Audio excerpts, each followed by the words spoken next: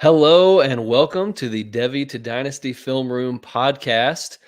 For now, we got some big news coming your way. Y'all will just have to stay tuned on the social media accounts for that. I'm here with my co-host, Matthew Rupert. How you doing? Good, man. How's it going, Coop? Doing good. I wish Matt Jackson was on here with us tonight. He is on his way back from a trip out of town, but I actually got to meet Matt Jackson this weekend in person for the first time. That was really fun. Was up in the area where he pastors for my staff team had a little weekend retreat, and it happened to be in the town that he pastors in, and so we got lunch, and that was pretty fun. So shout out Matt Jackson if you're listening. Looking forward to having you back next week. But yeah, so we're back at it this week with more rookie breakdowns. If you've been following the channel for the last few months, we have been getting down in the nitty gritty of this 2024 rookie class. Each week, we take two prospects, we divide it up. We use the Dynasty Nerds film room. So if you're not subscribed to the Dynasty Nerds, you've got to check it out.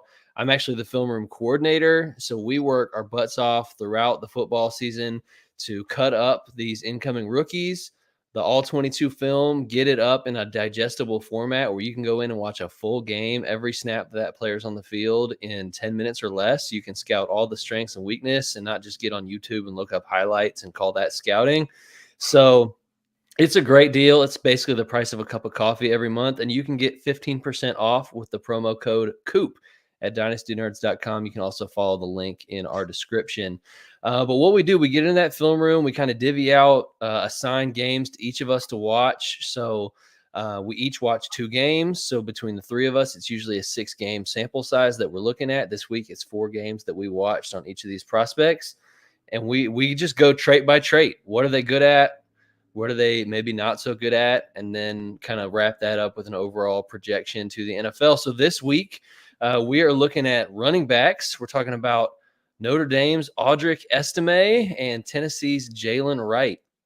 So we're going to get right into it here. First, we're going to talk about Audric Estime from Notre Dame. He is listed at 5'11", 227 pounds. He's a junior, so he's an early declare. 4-star prospect, former 16th running back in his class. And really, his sophomore and junior season, he produced in a big way. Only had 7 carries as a true freshman, but he came in the last 2 years, had 156 carries, 920 yards, and 11 touchdowns. And then this year, 210 carries for over 1,300 yards and 18 touchdowns. So he really broke out this junior season with a pretty monster year. And let's get right into it. As always, we start the running back position just talking about their patience and vision. Doesn't matter how athletic you are or how many tackles you can break. If you're not seeing the field well, that's the first responsibility for a running back, is to have that vision. So, Rupert, what did you notice for Audric Estime with his vision? I gave him a really good score here. He really didn't make too many missteps.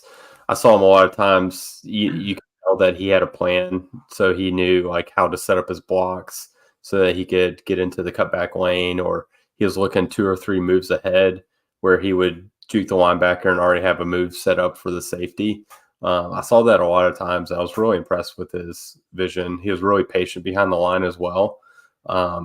Whenever they would pull a guard, he would, really slow down and follow his guard. And, he seemed to always hit the right hole, which I really appreciate from a running back. Yeah, that's awesome. I noticed a lot of the same thing. Overall, I was really impressed with his patience and vision. He seemed like he followed his blocks really well. He was able to read the defense, know kind of the scheme, what it was designed to do, where he was supposed to go. I didn't think he needed much patience since it took him a while to get anywhere anyway. But we'll talk about that a little later on with the athleticism. But in all seriousness, he was a patient runner. Even saw some good defensive manipulation, creativity at the second level. So there were times where I felt like he was kind of baiting the defense to suck inside, and then he'd bounce outside or vice versa, get to the second level. And it wasn't just like, okay, find contact and then go down. He was looking for ways to make guys miss on the second level. So we got a comment here. Dynasty Dogs, Anthony, I believe is his name, from Dynasty Dogs. We've interacted on DMs and Twitter a little bit. What's up, man? Thanks for watching. So continuing on here, next trait that we like to talk about with a running back is elusiveness. And keep in mind, we're talking about a 227-pound running back here. What did you notice here, Rupert? Is he an elusive running back? Yeah, I would say he's elusive for his size. I was frankly shocked. I was not expecting to see anything in that regard. I was just expecting to see a north-south power back. He's listed at 227, but I don't know why. I just feel like he looks bigger. He looks like a tank out there, or like 235 or something like that. It kind of reminded me of, a former Panthers player, Jonathan Stewart, where he's got just enough wiggle. There's moments of some really nice jump cuts in there, and some really good cuts on the move. And he doesn't really have to slow down too much for it, which is pretty surprising. But you're not going to rank him as like a elusive back, like a Jahmyr Gibbs or something like that. But I thought for his size, he was good in that regard. Yeah, so I think to say for his size is fair. Now, there are some guys that are just freaks that are 227 pounds and they're still incredibly elusive. I think of obviously like a Bijan last year. That guy is built like Audric Estime and he moves like Jahmyr Gibbs. Like it's just not fair. Yeah. Audric Estime is not that guy. He's very much a power back. I will say he's got really, really impressive lower body strength. So his legs, like you said, he's able to make some pretty powerful jump cuts in the backfield. And I wouldn't say that he explodes out of that cut, but he can make it. Like he can put his foot in the ground, dead leg, change directions, which a lot of bigger guys can't do. So Mhm. I thought, it was okay. There were a few surprising moments for me where he whipped out a dead leg cut or he hurdled a dude, and I was like, "Whoa, I didn't know he had that in his game." Um, but I would still say that the vast majority of the time he was not making people miss. So um, it's I mean, look, he's 227 pounds, 5'11", 227. That's a big, big fella. Not everybody's going to be a Bijan Robinson. That's okay, but not the most elusive guy in the world. So I said he's a power back. Let's talk about his power, contact balance. What did you see here, Rupert? I would like to see him run with better pad level. I feel like he kind of suffered from the Braylon Allen kind of running tall, even though he is a little bit shorter of a player. But I felt like he had good power. I didn't see like any arm tackles bring him down at all. He, punished defenders, but I feel like if he ran with better pad level, it would be much better grade here for me. But for his size, I'd say he's pretty average on the power. Yeah, I said the same thing. And I mean, I've seen some of the highlights where he's just like absolutely trucking dudes. So I know he's got that in his game, but it wasn't as consistent as I was Yeah. expecting it to be. Like I was expecting him to be this big bruiser that was just like every play, like pounding people. And I feel like he's got the physicality to do that. Like if he had the same running style, we love Bucky Irving, right? Bucky Irving, he's got that little bit of Isaiah Pacheco in him where he finishes every single run with a pop. He always lowers his pads. He's delivering punishment. He's not receiving punishment. He's delivering punishment at the end of every run. And I felt like if you took a guy Estime's size and he ran that way, it would be game over for the defensive backs. But I made the same note that you did, that his pad level was not as good as I wanted it to be. He was a pretty upright runner on most of his plays. So there were definitely some moments where he lowered the boom on people or dragged people for extra yards with that lower body strength that I mentioned earlier. But I wish it was more consistent, finishing every run with that punishment. So I do think that's coachable, and he's got the raw ability here to be a power runner, Mm-hmm. but just not as consistent as I wanted it to be. So let's talk athleticism here. Um, Size, obviously, he's got ideal size, 5'11", 227. We've mentioned that a couple times. We'll see what the actual measurements are at the combine this week. But either way, he's big. That's obvious. You can look at him on the film and tell he's big. Speed. What's your take on the speed, acceleration, explosiveness for Audric Estime? Is this going to be something that holds him back at the next level?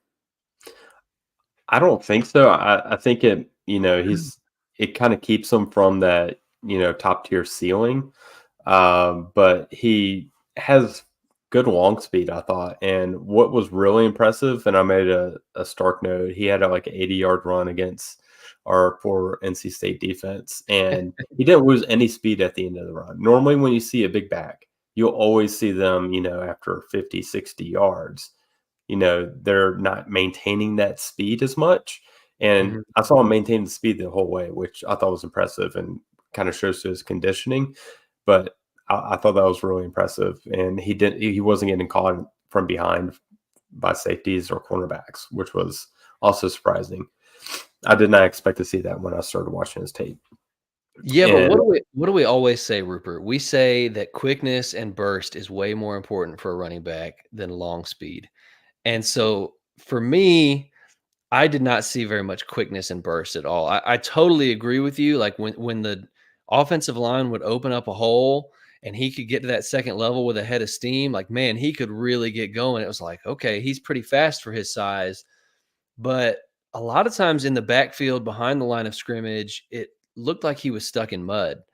I just didn't feel like it took him a good 5 yards to really get moving. And as a running back, you just don't always have 5 yards of runway to get up to that speed. So for me, this was just okay. I do think he's going to be mostly a goal line back at the next level. Like if you want him to project well for fantasy, he needs to get a lot of touchdowns, because I don't think that he's going to be a guy that's making a lot of big plays between the 20s, breaking off chunk runs. He did that a few times, but the line is going to be big. Like the offensive line, the scheme that he's running in, because I saw so many plays where if a defender got in the backfield, he was dead in the water. There's no way he was accelerating away from that guy. There was no way he was making a miss. He didn't have enough speed left built up yet to kind of truck him and knock him backwards.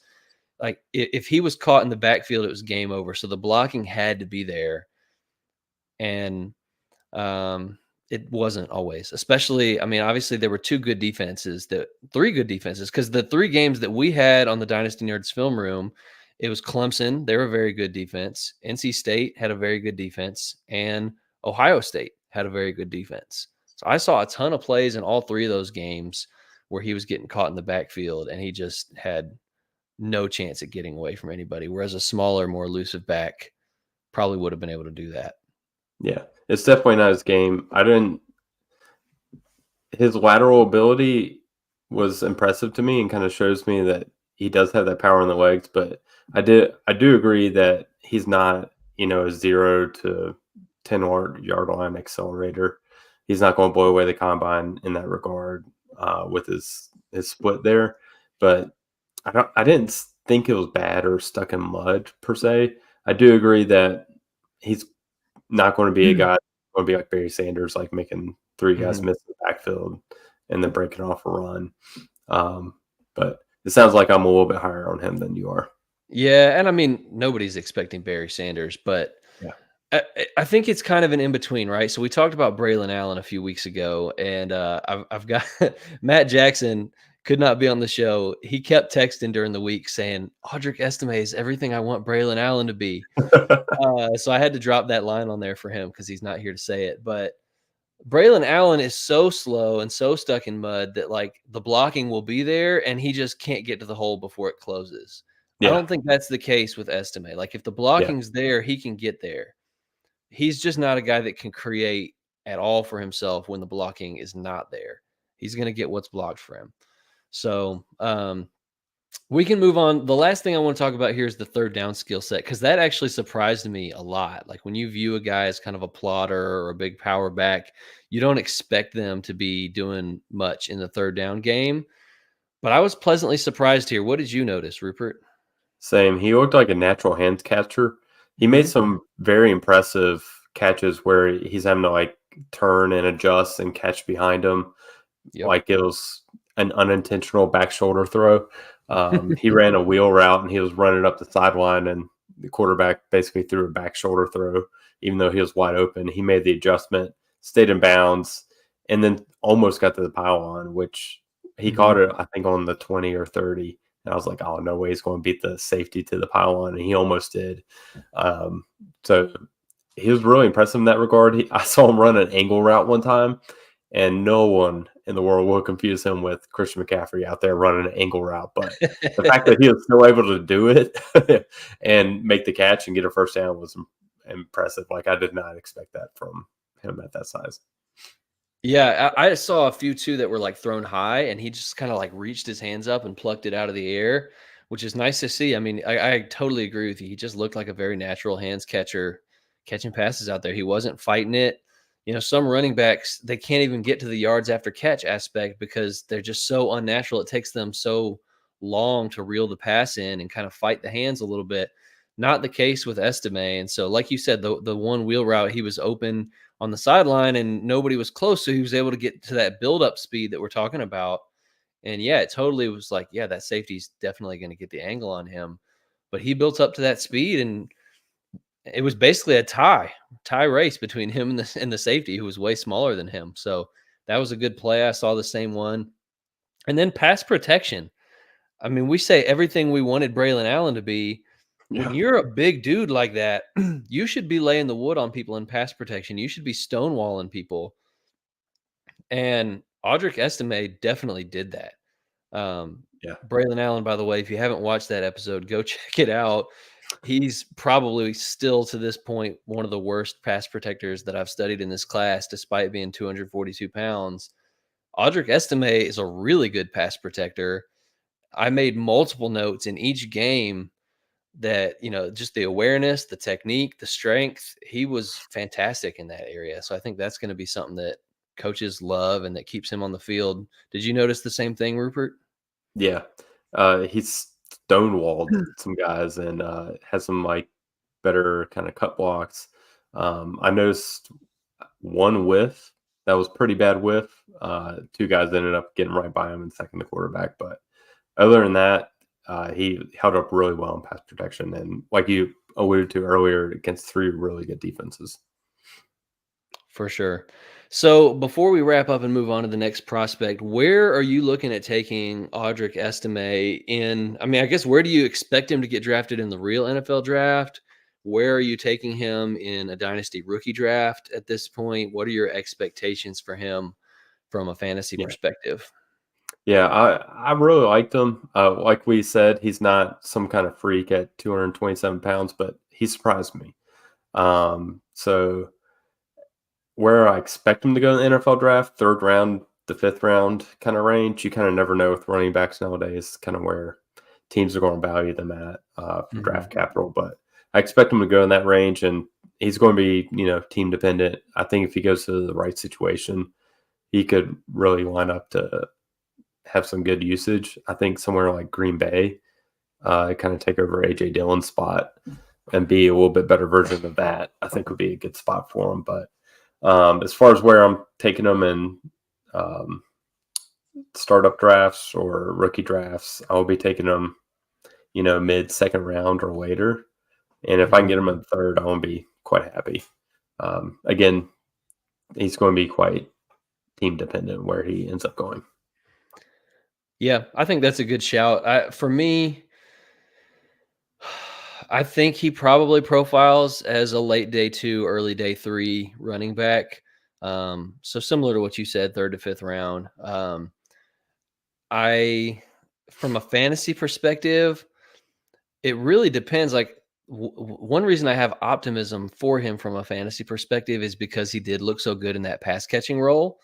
Because if he's just a plotter, that's just a goal line back, those are somewhat going extinct. And then even if they have a role, it's kind of hard to rely on them from a fantasy perspective because they're so touchdown dependent and they're not getting a high touch count. And it's like you need the team to get down to the 2-yard line and then hand it to him and him to fall in. So the pass catching upside does give me optimism, which AJ Dillon, as much as I don't like AJ Dillon, he's an example of a guy who's big but can catch passes.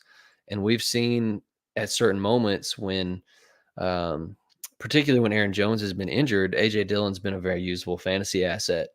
So, where I am at on him in rookie drafts is very much going to depend on where he lands, with what team, with what draft capital.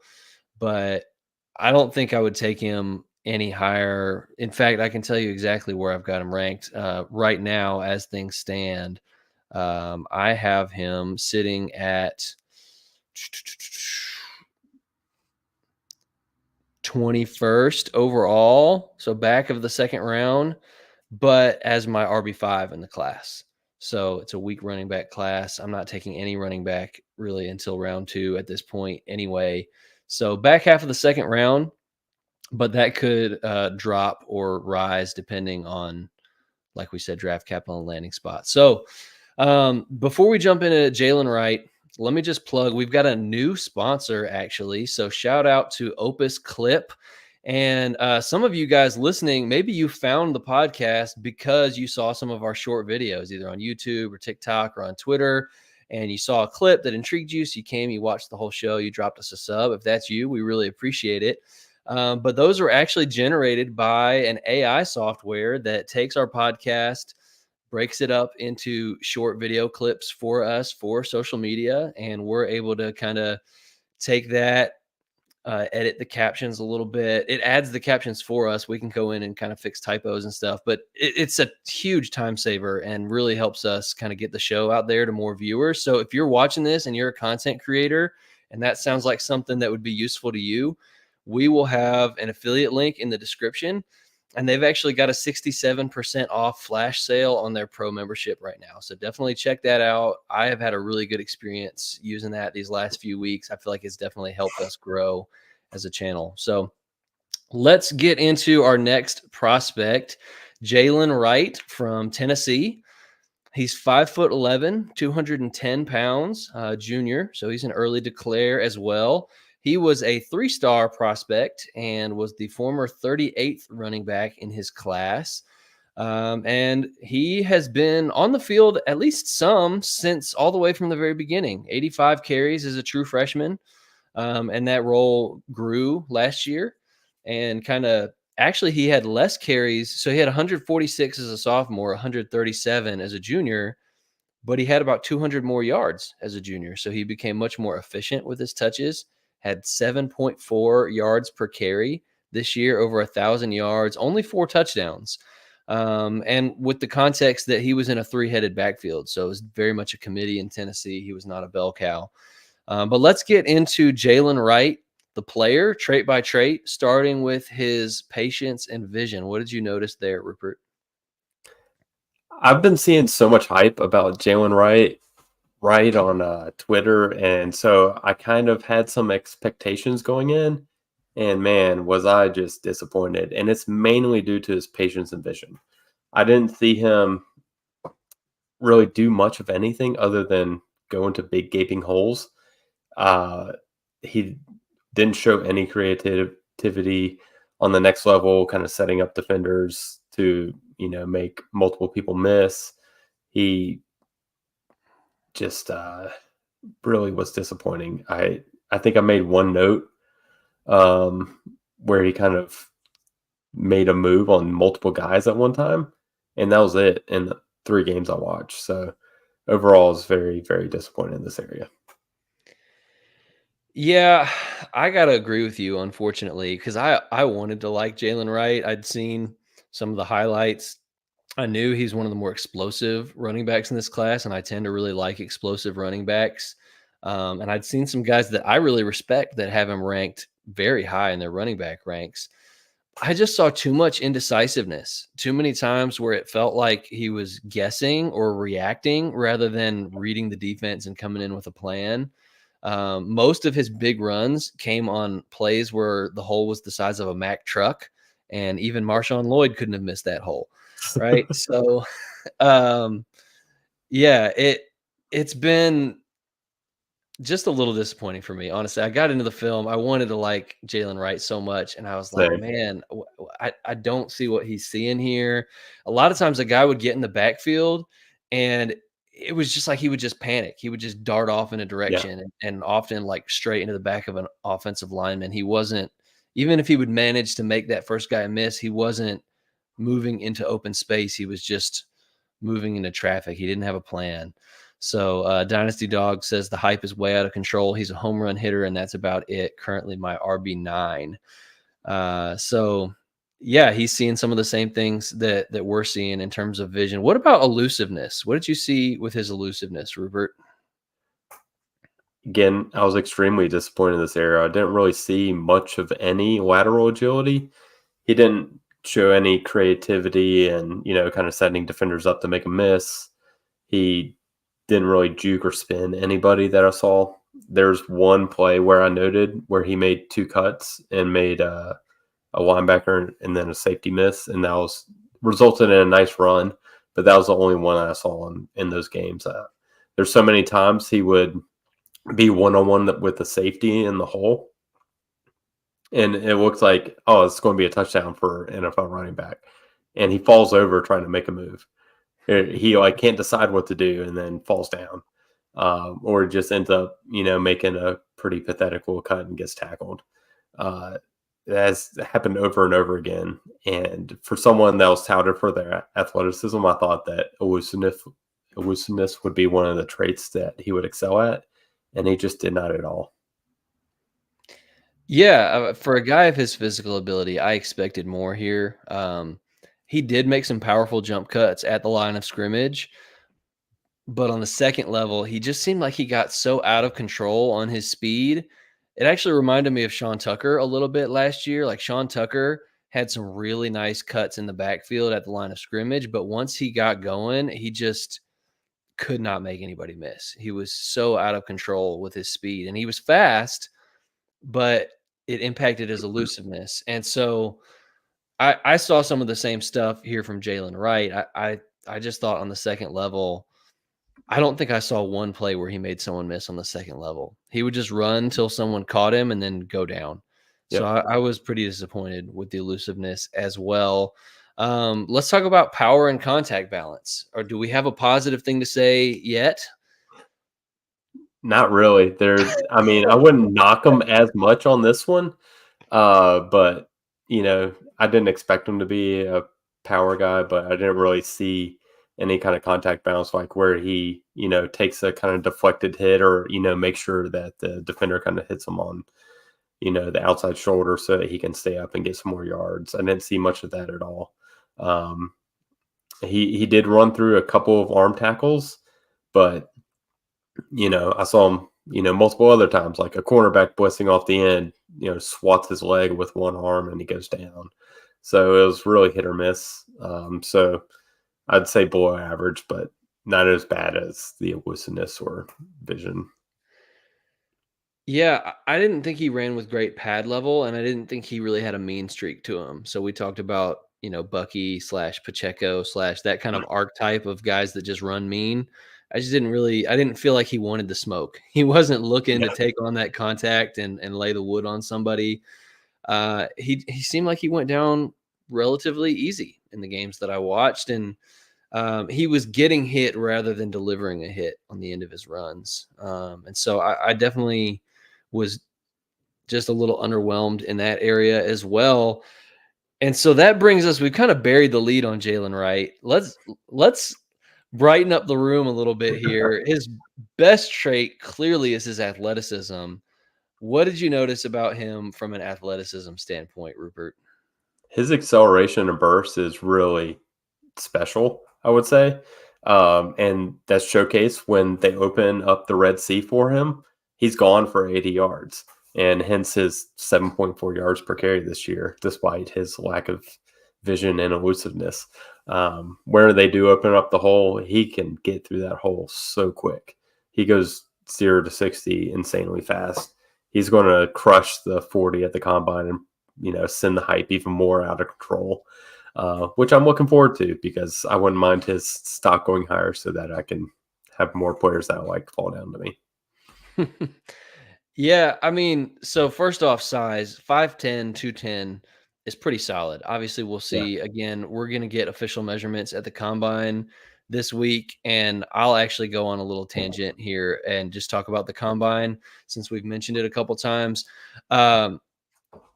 Be careful what you're watching for on the combine, guys. Like this time of year, people tend to just throw all of the tape and everything that they did in college out the window and just start putting numbers in a spreadsheet like height, weight, 40 time. So blah, blah, blah. Here's the percentage chance that he hits. And I, I don't know. I would just caution when I'm watching the combine, I want to see the drills. Like for a running back, let's say it's a guy that was not asked to catch passes a ton in college, like a Blake Corum. That doesn't mean that he can't catch passes. I want to see him in those drills. How does he look? Does he have natural hands? Can he run crisp routes? Um, if a guy's fast, he looks fast on film. Be careful if a guy looks really slow on film and then runs a good 40 time. Does not matter what he can do in shorts. It matters what he can do on a football field. In the same vein, if he looks really fast on a football field, but runs a disappointing 40 time, don't overreact to it, right? Jordan Addison disappointed a lot of people last year, but he was an absolute burner on the football field. And then it came out later that he was dealing with like some back spasms or something. So just be careful, guys, about overreacting to combine numbers. Athleticism, it's important, but you can usually tell on the football field if a guy's athletic or not. You don't need the workouts and shorts to tell you. So I'll get off the soapbox there for a second and get back to Jaylen Wright. Absolutely one of the most athletic backs we've studied in the class so far. I think it's probably between him and Marshawn Lloyd. And I think Marshawn Lloyd has better lateral agility, better elusiveness. So I would say at this point, Jaylen Wright's probably the second most athletic running back that I've seen in this class. So that's impressive. At his size, 5'10", 210, to be able to get up and go the way that he can get up and go, 0 to 60 in a heartbeat. I mean, if the O-line opens up a hole for him, watch out. It's a house call. It's impressive. I love what I've seen from Jaylen Wright in terms of his athleticism. What he reminds me of at this point, I'm going to make a comp that maybe some people won't like, but Izzy Abanikanda was a guy that had this great size speed profile, just checked a lot of boxes in terms of, man, he's got the size to be a bell cow and he's got this athleticism and he's a home run threat, but can he actually play football? And and that's the hard part. And I said with Izzy Abanikanda, I was like, his vision's not great. His contact balance is not great. He's not making people miss. I'm not seeing anything in the third down skill set. He went in the 5th round. He hasn't done anything for fantasy. He's probably not going to do anything for fantasy. And so I have a lot of these same concerns about Jaylen Wright. And so speaking of the third down skill set, is that going to be his saving grace, Rupert? Did you see anything from a third down skill set standpoint? I pretty much had no notes in the 3 games I watched, working in third down. That's probably due to being in a, running back committee with 2 other guys, but I just didn't really see anything in that regard. So it's kind of hard to make any kind of evaluation there. So that will be something, like you said, to watch in Indy. How's he do running through the gauntlet? Yeah, how's he looking in those drills for sure? Yeah, I don't think I saw him catch a single pass in any of the games that I watched. I mean, he only had 22 receptions all season. And that actually was a massive jump for him because he only had 8 combined receptions in the 2 years prior to this one. So 22 for 141 yards was by far his best receiving season. But even if you kind of look in the game log, he had 1 game against Alabama, which is not one of the ones that I watched, where he had 7 catches. In every other game, he only cleared 2 catches once. So he just wasn't used very much in that department, and I didn't really see it. So it's hard to judge. Pass blocking, I didn't really see much there either. I think, like you said, being in a 3-headed committee, that just wasn't his role. Clearly, they weren't asking him to come down and do that third down work. So looking back in my play-by-play notes, I got 2 good pass block reps and then 1 where he whiffed completely. So 3 in 3 games I watched. So not a big sample size. So all that being said, like with every other concern that we've listed here, it would have been really nice to be able to hang your head on this and say, well, he could be a really good third down back. Yeah. Unfortunately, at best, we can give this an incomplete grade. So, not a guy that we are going to be super high on. I think at present, I've got him at my RB 10, maybe in a pretty bad class. So this is somebody that I'm not going to be drafting a whole lot of shares of. I'm not even going to look his way until probably round 4 of a rookie draft. Yeah. And from what I've been seeing with mock drafts, there's no shot he's still going to be on the board. I've been seeing him go high second round. So I'm pretty much out on Jaylen Wright at this point. And I wish Matt Jackson was here because he was texting us during the week saying that he really liked Jaylen Wright. And so it would have been nice to have had kind of the opposing point of view on here, and could have been a fun little spirited debate. But he's not here, so we're just gonna dump all over Jaylen Wright. Sorry, bro. Yeah, I feel pretty confident I'm going to have 0 shares of Wright. Yeah. So that's going to about do it for us here as we wrap up. I teased earlier, we are going to have a big announcement coming this week. So keep your eyes on social media. If you're following the show, if you've been following the show for a while, we got some big news coming. I'm pretty excited about it. I think you guys will be too. Definitely check out Dynasty Nerds if you haven't. Check out Opus Clip if you're a content creator. I highly recommend it. And watch for the right things at the combine. So we'll see you guys next week. As we get off, Matt, where can they find you on Twitter? You can find me at Matthew Rupert FF. All right, Twitter/X. Definitely give him a follow. He really knows his stuff. He's kind of new. He just made a Twitter account for the podcast. I kind of peer pressured him into it. So he's criminally underfollowed right now, people. Go follow Matthew Rupert on X. And for me, you can find me at Devy2Dynasty FR for now. And that's also the YouTube handle. So if you're listening on Apple Podcasts, you can find us youtube.com/@Devy2DynastyFR. That's the number 2, not TO. So, if you want to look at our ugly mugs instead of just listening to us, or if you want to check out some of our short videos where we put the film over the top, or any of our film breakdowns, all that, you can find it on the YouTube channel.